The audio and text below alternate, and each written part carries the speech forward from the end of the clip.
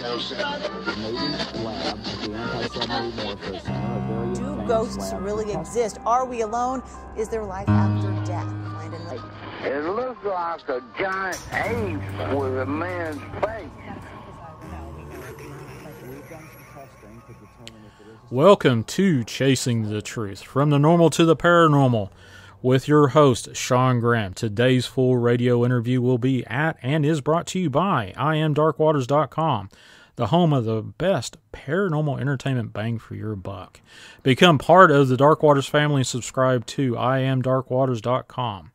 My radio interview tease for today is with the Reverend John Polk, author of Yahweh, the Biblical God is an Alien, and The Blue Beings, Visitation at the UFO Conference.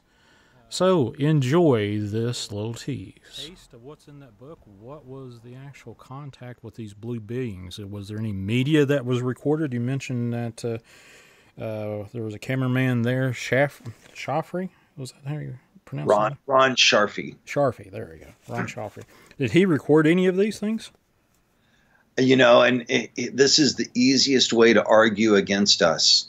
The easiest way to argue against us is that right when we all started to figure out that we were in fact talking to human alien hybrids, had blue skin, they did what I would call the Jedi mind trick on us and blanked us all. Because I had my iPhone in my hand. I was about to start taking pictures of them. They were standing right next to me, talking to me and other people also.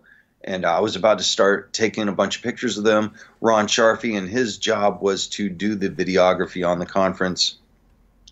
He had this like $5,000 digital camera. We all froze in our tracks and were basically rendered, you know, motionless in a state of paralysis. And anybody who's ever been through the abduction scenario can understand that. And if you haven't been through it, it is hard to understand, and it's easy to argue against us as if it wasn't real. But we were all about to take a bunch of pictures. We all got frozen in our tracks. And next thing you know, they leave the room. But there was, and this came out through Jimmy Church's show, somebody got a picture of them. It went on Facebook. And you know how Facebook will do this, especially, you know, with shadow banning and stuff like that now, which we all need to be more conscious of, that social media will delete our tweets and our Facebook posts based on certain things that we talk about during highly sensitive times, sensitive material. But there was a post where somebody got a picture of them, and then the next day the post was gone. So it doesn't lend a whole lot of credibility to the story. But I really don't care. The witnesses that were there that have come forward, been on the record. I mean, Jimmy Church's show is one of the biggest shows in the country and in the world. We talked about it. It's documented. It will forever stay in the annals of ufology because of what happened. And Jimmy Church found out about it by one of the witnesses who will not talk about it anymore. And his name is Peter Robbins. And Peter Robbins used to do a lot of work with John Mack and Bud Hopkins, who were world-renowned hypno-regression therapists that dealt with experiencers, abductees. He's the one who told Jimmy Church. And when I ran into him at the MUFON Symposium on Disney property in Orlando, Florida, where I live now, back in the summer of 2016, the first thing I said to him, I talked to him about Jimmy Church and the Blue Beings, and he denied it even happened. So there's maybe even MK Ultra involved, or they were threatened to not talk about it, or they don't want to talk about it because they're afraid it will hurt their career, and or they're being blanked by MK Ultra and or the ETs. I cannot be totally sure, Sean. Oh, wow. So what clued you in on that they were actually hybrids? Now, I mean, they were blue skinned. I got that, but did you recognize that they had blue skin at the get-go, or did this actually come out in the conversations, or what?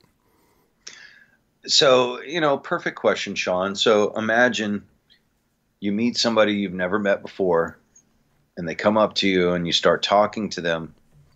And it took about 7 to 10 minutes of just loose conversation before it actually started to actually dawn on me that the one who was their apparent leader had blue skin. And now Audrey Hewins, who put on the conference, it was called Experience or Speak 4 at the Fireside Inn, August 28th and 29th of 2015 in Portland, Maine. These blue beings walk into the double doors right as Travis is about to begin showing his new video, which was to push his new book, which was entitled Travis. Anyway, they walk in and they walk right up to me, and I happen to be right by the front door. Imagine that. They walk right up to me, and they have this money sitting in their hands. You know, if you carry money, you don't hold it out on your open palms. You grasp it in your hand because it's money, but they had it open like it was an open Bible or something, with the money laying flat on both of their palms. And the one guy who called himself Don, and he called himself Don because he told Audrey that we wouldn't be able to pronounce his real name, that he said, "We're here to see Travis. Are you the one I paid to see Travis?" And I said, "No, let me find Audrey." We find her twin sister, Debbie, and Debbie and Audrey have been on television talking about being abducted since they were 5 years old. They've been on shows like on Destination America and other networks talking about how they've been abductees since they were basically 5 years old, twins. Anyway, I find Debbie, Audrey's twin sister. She's like, "Let me find Audrey," who is put on the whole conference. And Audrey notices that we dim the lights because we're about to show this feature film for Travis. And so she pulls them out of the main area into the light where she can see the money and talk to them. And she noticed before anybody else did that they had blue skin. And her and the guy who had the money, they weren't figuring it out. And Audrey's like, "Hey, I need $20 a person." And one of the other blue beings starts arguing with the one who was supposedly in charge. His name was Don. And they're arguing in front of Audrey about the money. And they knew that it was important, but they weren't sure what to do with it. And so Audrey said, here, calm down. Just give me 4 of those. And it wasn't even enough money. They didn't even have enough money. She takes what money they had and let them come in and go sit down. But right after she took the money, right around that time, she starts looking at their skin and she notices that they have blue skin.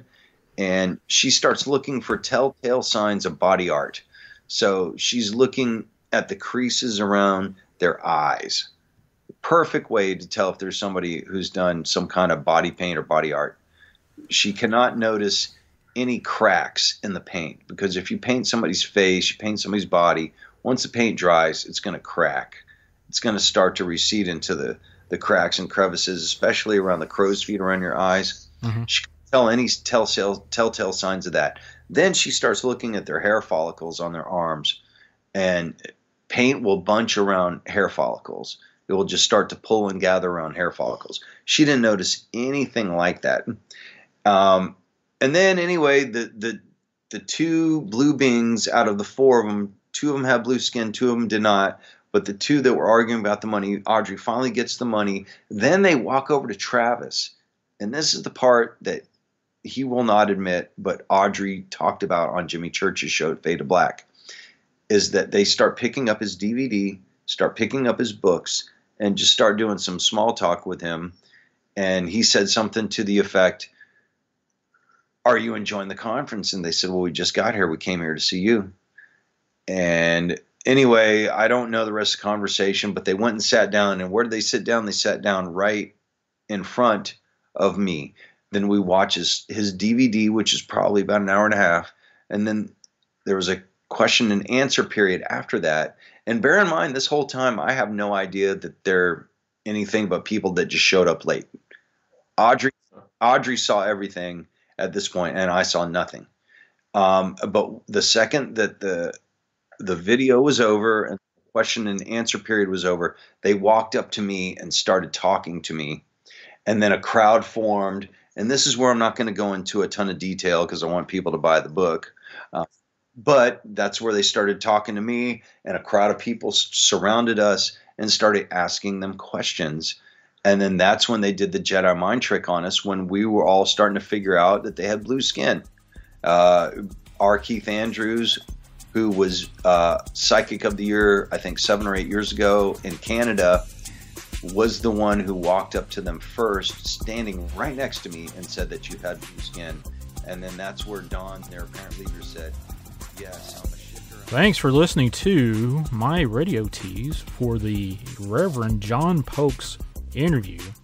This is Sean Graham, host of Chasing the Truth. Please go to IamDarkWaters.com and subscribe to listen to this entire 1.5 hour interview.